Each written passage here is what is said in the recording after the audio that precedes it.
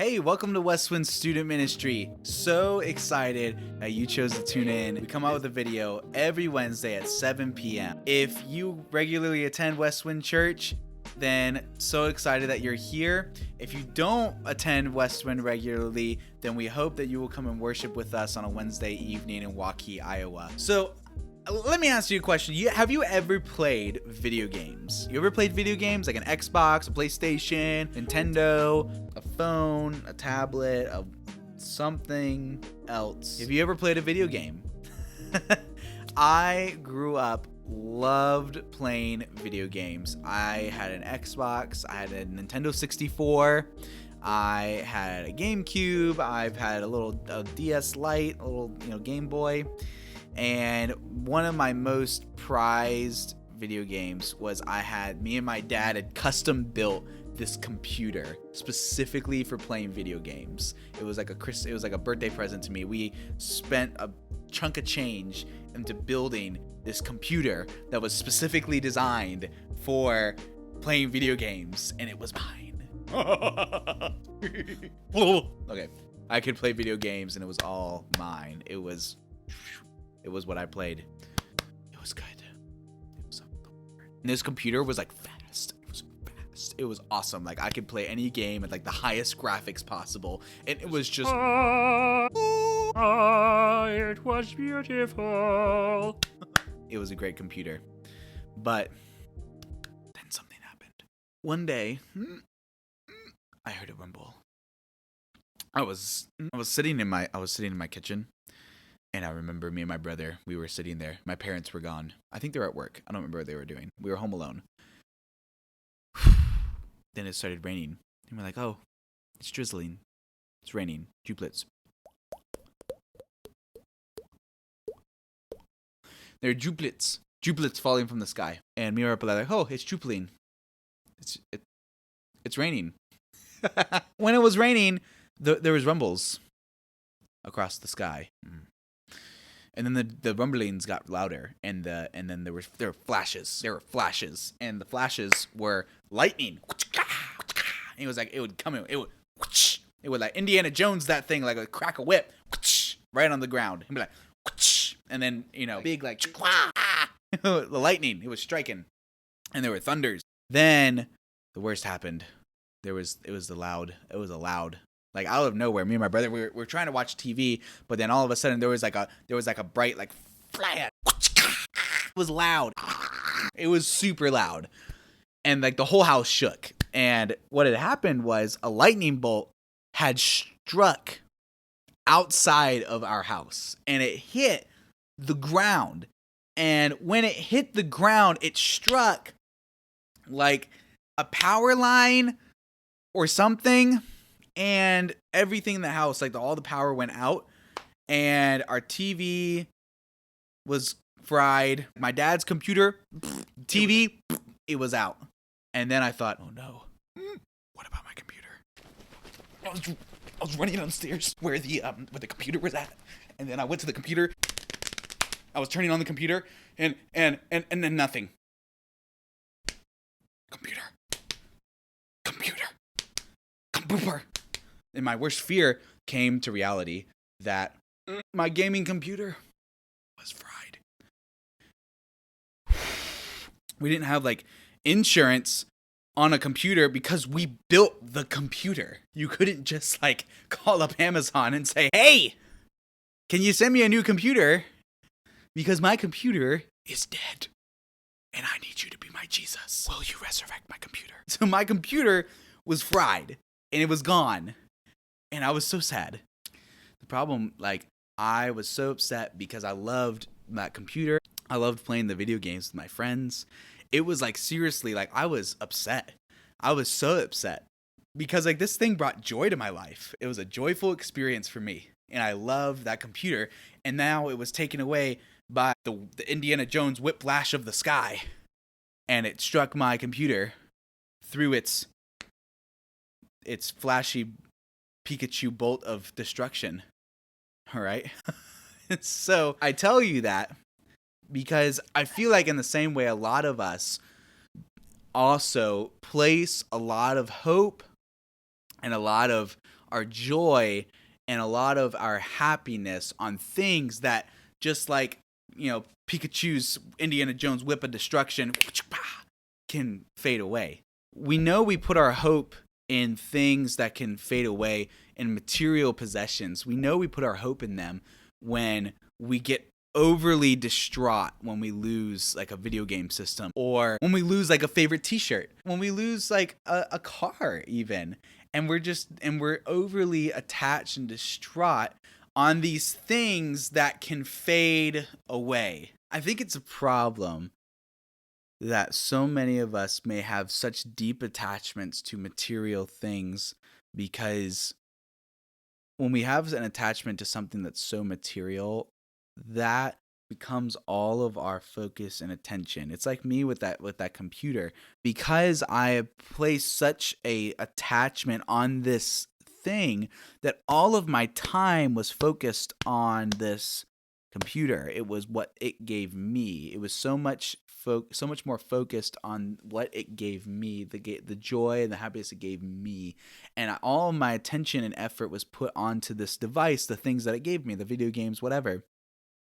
And the problem is, when that's gone, all of that time that was invested into it was gone as well. You can't get that back. There's so much wasted opportunity in our nation, and there's so much wasted time that we have in our personal life. Time that we would all say that there's something wrong in this world. We would all say that there are things that are wrong, that people aren't nice enough, people aren't kind enough. We would say that people are too intolerant, or we would say things like, we say this, people just are too selfish these days. People are too careless these days. People aren't nice enough. They're just too mean these days. And yet, we, by putting so much of our attention on things for example, like this computer, this could be something else for you. It doesn't have to be a computer. But just like this computer, by just putting all my attention and effort on this thing that gives me joy and gives me happiness and pleasure or whatever, it's wasted time that I could have been spent fixing the very problems that I say is wrong with this world. It's fascinating, because we've been walking through the book of James before this whole coronavirus thing hit. And in the book of James, it's marked down in the Bible as James chapter 5, verses 1 through 6. Let me read you what he's talking about. He's talking specifically to people in the church. They're like really rich people, and they, like me, were boasting about their riches. I wasn't really boasting about riches. For me, I was boasting about like, oh my gosh, my computer is so amazing. Like, it's awesome. Like, it can play all these games, and it's got great graphics, and it's really fun and stuff like that.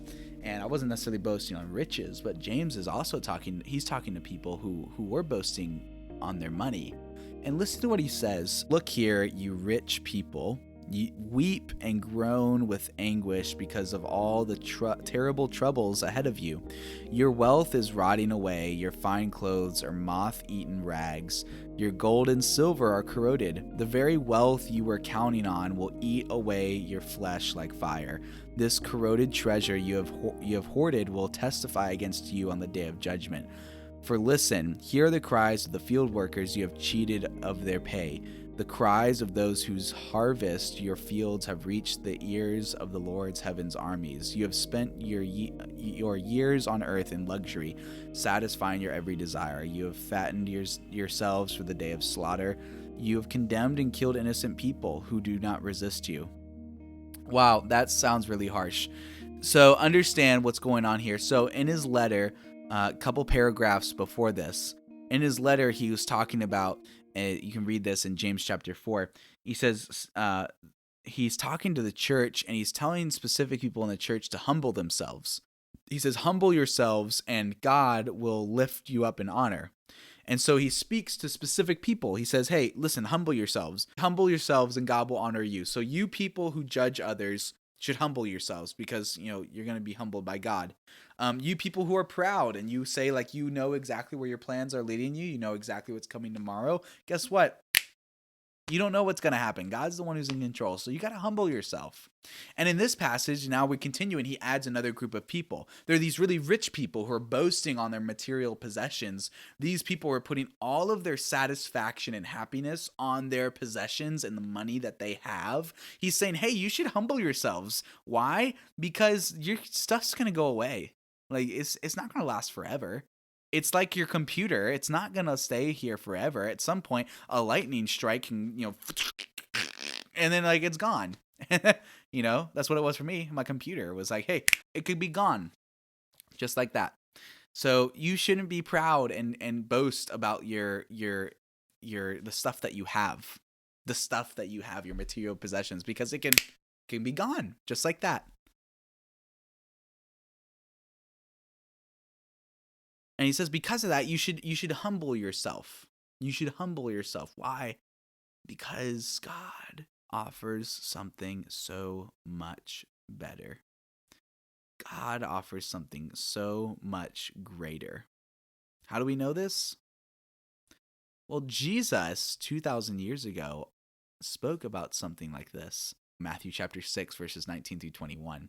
Jesus said, "Do not store treasures here on earth, where moths eat them and rust destroys them, and where thieves break in and steal. Store up your treasures in heaven, where moths and rust cannot destroy, and thieves do not break in and steal. Wherever your treasure is, there the desires of your heart will be also." So the interesting part is Jesus says, hey, don't boast about the treasures and material possessions that you have here on earth. Instead, you got to store up your treasures in heaven. What's heaven? Heaven is God's dwelling place. Heaven is where God he spends his time chilling. We're chilling down here. He's chilling in heaven. And in God's space, in God's dwelling place. Store your treasures up there, because moths can't destroy them. Moths and and rust and stuff like that. Those things aren't going to be destroyed by lightning strikes or things that happen on this world where things deteriorate and die. It's going to stay there forever. Because why? Because God stays forever. God is forever in the past, forever in the future. He always has been and always will be. So he's going to stay forever. So you should store up your treasures where he is. So the question is, what are the treasures in heaven, and how do I store them there? Well, the treasures in heaven, they're not like the things we have here on earth. How you store up treasures in heaven is by reflecting who God is and reflecting his character. It's placing your hope in the things that dwell in God's place. And who dwells in God's place? Jesus, God. God dwells in God's place, obviously. Placing your hope and your joy in him. But you store up treasures in heaven by reflecting God's character. You do that by caring for others. You do that by caring for those who are outcasted, by caring for those who are pushed out, by caring for those who are in need. It's being generous to all people. It's being kind to all people. It's doing good things for others, not out of a sense of personal, I'm going to do a good thing, but it's out of a love for God that produces this desire just to do good for others. Why? Because God, out of his love for us, does good things for us. Like died on a cross, was murdered, and then rose again 3 days later, simply because he loves us. And he did that so that a way could be made for you and I to live a life greater than we could possibly imagine, living for a kingdom that is to come, that is not the world that we live in. It's a world that is greater than we could possibly imagine, where selfishness and evil does not exist anymore, where it's pushed out from the world and it's casted out. And instead, all that remains is all that is good, all that is love, all that is amazing, all that is of God. Things that are good and patient and kind and loving and amazing. And woo! Yeah, it's good.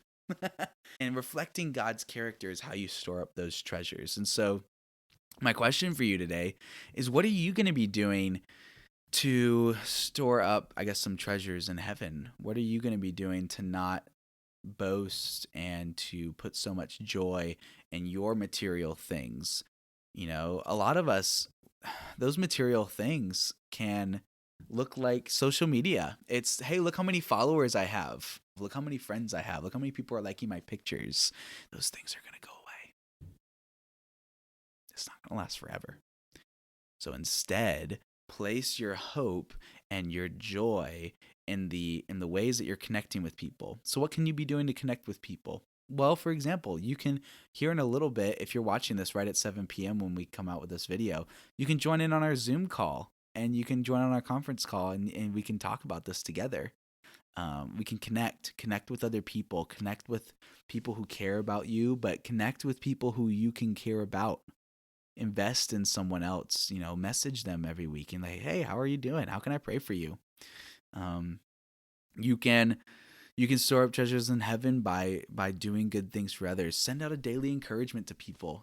Send out like a little devotional. Send out like something. Hey, I just want to let you know I'm thinking about you. I was reading the Bible. I just want to let you know that this passage in Psalm 23 said the Lord is our shepherd and He cares for us. And so that just reminded me, like, hey, I just want to care for you. So be encouraged, and hopefully I can be of help to you. You don't have to overthink it. It's just, you store up treasures in heaven by loving Jesus so much that His love overflows out of you. And when His love flows out of you, you'll see that take root as doing the things that Jesus did, caring for those who no one else cared about. It was loving those who seem unlovable, resisting selfish desires, resisting following what I think is best, and instead trusting in God and what He says is best.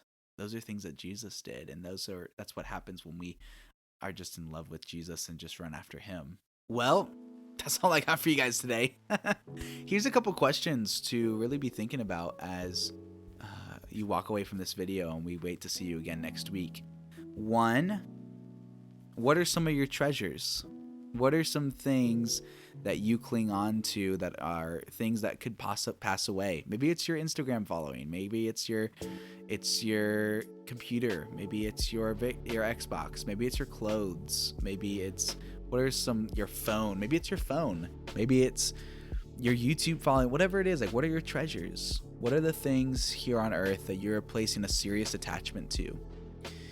And another question is, what does it look like for you to trade your treasures on earth for treasures in heaven? What does it look like to trade that in? To say, you know what? I'm not going to put my hope in this. I'm not going to put my joy in this. I'm going to put my joy in Jesus. I'm going to put my joy in serving Him and loving Him. I'm going to trade my treasures on earth for treasures in heaven. And third, who is one person you can connect with this week? Who's one person you can connect with this week? We're going through some pretty crazy times right now with this coronavirus thing. And I think it's absolutely important that we do not neglect our need for social connection. And if you're needing a place, you're needing people to connect with, then let me know. I'm going to put a link to our GroupMe chat in the description below. I'm going to put a link to our Zoom conference that'll be starting up here pretty soon in the description below. And if you're part of Westwind Student Ministry, stay connected with your life group. Who's one person this week that you can connect with? So, yeah. See you guys later, and let us know how we can pray for you.